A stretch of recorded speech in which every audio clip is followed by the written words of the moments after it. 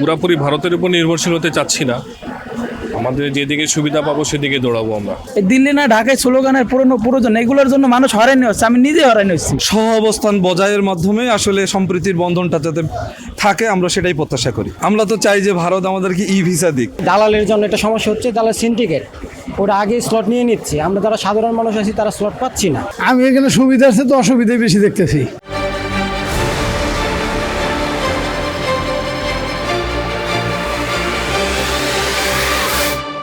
বাংলাদেশে ট্রিটমেন্ট করাইছি, এর আগেও আমার বেবিকে নিয়ে আমার ওয়াইফকে নিয়ে ভারতে ট্রিটমেন্ট করাইছে গত 2 থেকে 3 বছর আগে।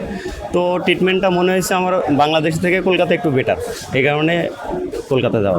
ভারতের সাথে যেটা সম্পর্ক আছে এটা সম্পর্কটা আরও দৃঢ়ভাবে করার চেষ্টা করতেছে। যে এখন হাই কমিশনার বসছে দীনেশ ত্রিবেদী, তিনি চেষ্টায় আছে যে ভারতের সাথে আরও সম্পর্কটা দৃঢ়ভাবে ঘনিষ্ঠ হোক। দিল্লি না ঢাকা, আসলে যার টাকা আছে সব কিছু এখন দিল্লি না ঢাকা, টাকা যার আছে সে দিল্লি না ঢাকা দুইটাই করবে। তো ইন্ডিয়াতে গেলে দোভাষী অনেক পাবেন। আমাদের মনে করেন হিন্দি ভাষা ম্যাক্সিমাম মানুষ বলতে পারে, বাংলাদেশি বুঝতে পারে, না বলতে পারলেও মানে বুঝতে পারে, কিন্তু চাইনিজ ল্যাঙ্গুয়েজ তো সবাই পারে না, আমি নিজেই পারি না। পুরাপুরি ভারতের উপর নির্ভরশীল হতে চাচ্ছি না।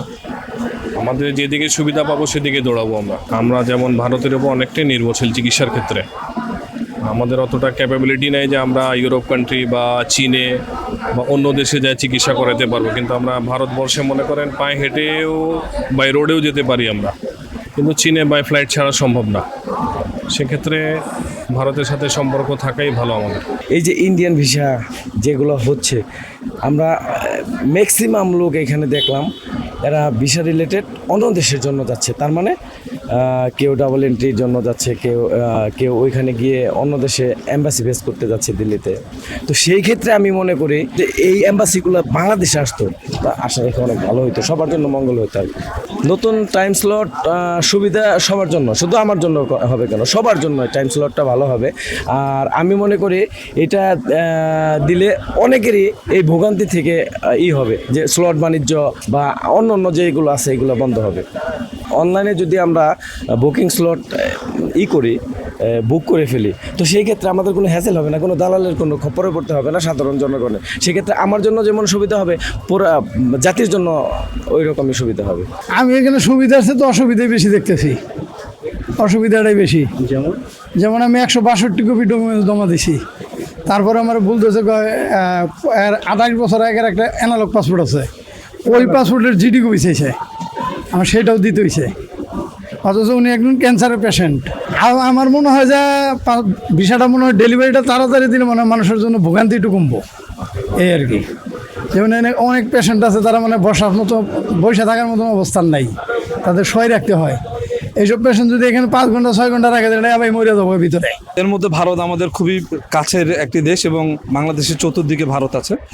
যদিও সাম্প্রতিক সময়ে দুই দেশের মানুষের মধ্যে একটু উত্তেজনা দেখা যাচ্ছিল, আমি আশা করি বাংলাদেশের নতুন সরকার এবং ইন্ডিয়ার সরকার মিলে এই পরিবেশ পরিস্থিতিকে ওনারা কন্ট্রোল করবেন এবং দুই বাংলার মানুষ সহ অবস্থান বজায়ের মাধ্যমে আসলে সম্প্রীতির বন্ধনটা যাতে থাকে আমরা সেটাই প্রত্যাশা করি।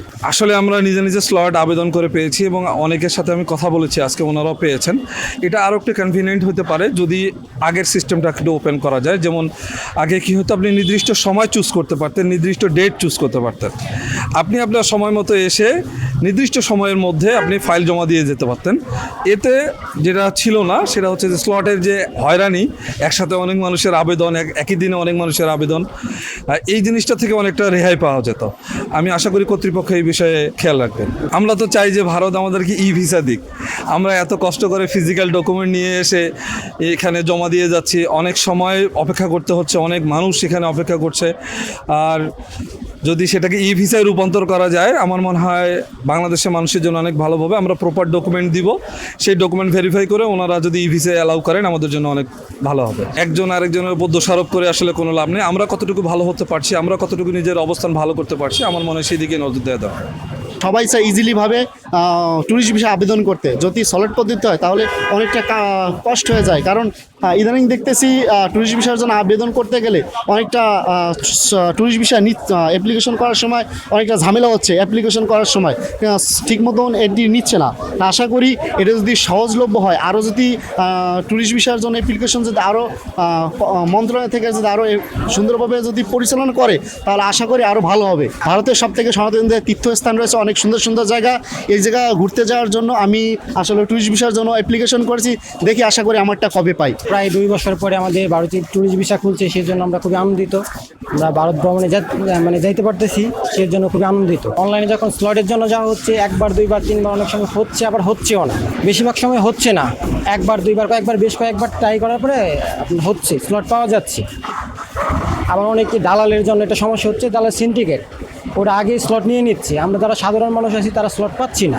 তো সর্বোপরি আমরা চাই যে ভারতীয় ট্যুরিস্ট ভিসাটা আমাদের যে সমস্যাটা হচ্ছে, যে দালাল মুক্ত চাই এবং সুন্দর এবং সঠিকভাবে যে আমরা স্লট পাই, এবং মানে কোনো দালাল মুক্ত ছাড়া আমরা স্লট জমা দিতে পারি, ফাইলগুলো জমা দিতে পারি। এবং আমরা খুশি, দীর্ঘ 2 বছর ঘুরতে ঘুরতে অনেক দিন ধরে ভাবছিলাম কবে খুলবে। দীর্ঘ প্রতীক্ষা শেষ হয়েছে মানে কয়েকদিন জন্য, তাই আমরা খুব এক্সাইটেড। এখানে এসে যেহেতু দীর্ঘ লাইন ধরে আমাদের ভোগান্তির শিকার হতে হয়, সেটা যদি অনলাইনে করে দিত আমাদের জন্য হয়তো বা সুবিধা হতো। অনলাইনে ঘরে বসে আমরা আবেদন করতে পারতাম। ভিতরে কোনো মানুষ হয়রানি হচ্ছে না, নিরিবিলি সুন্দর পরিবেশে ফাইল জমা নিতেছে। না কোনো অসুবিধা হচ্ছে না, একবার রিল্যাক্সে, একবারে এই রকমেরই আশা করি আমরা। এই রকমের হইলে আমাদের জন্য খুবই ভালো। আমি মনে করি তাদের সাথে আমাদের সাথে এখন তো ঘনিষ্ঠতা থাকা খুবই প্রয়োজন, খুবই জরুরি। তাদের থেকে আমরা নেব, আমাদের থেকে তারা নেবে, এইটাই ভালো। এটা সবার জন্য ভালো, কৃষকের জন্য ভালো, প্রত্যেকটা সেকশনের জন্য ভালো। তাদের সাথে আমাদের বাজাবাজি করাটা এটা ঠিক না। এই দিল্লি না ঢাকায় স্লোগানের প্রয়োজন, এগুলোর জন্য মানুষ হয়রানি হচ্ছে, আমি নিজে হয়রানি হচ্ছি। আমি মনে করি তাদের সাথে বন্ধুত্বপূর্ণ আচরণ থাকাটাই ভালো। সম্পূর্ণটাই একটা সার্ভারের উপরে ডিপেন্ড করে, এটা আসলে কারো হাতে আমি মনে করি না, এটা একটা সার্ভারের উপর ডিপেন্ড করে। তো এখনও একটু টাফ আছে, যদি সহজ করা হয় জন্য মনে হয় খুব ভালো হবে। একটু সহজ হলে মেডিকেলগুলো অন্তত সহজ হওয়া দরকার। আমি ঘোরাঘুরির জন্য যাচ্ছি, এখানে রাজনীতি ঢুকানোটা কেমন না? রাজনীতির জায়গায় থাক, আর ঘোরাঘুরির জায়গায় অ্যাকচুয়ালি নেপালের ফেয়ার অনেক বেশি, নেপালের ফেয়ার বেশি। ইভেন ইমিগ্রেশনও, বাংলাদেশ ইমিগ্রেশনও সমস্যা করে। তো ওই দিক থেকে আপনার হলো যদি ফ্লাইটের কথা বলেন অথবা বাই রুট বলেন, ইন্ডিয়া অনেক উচিত।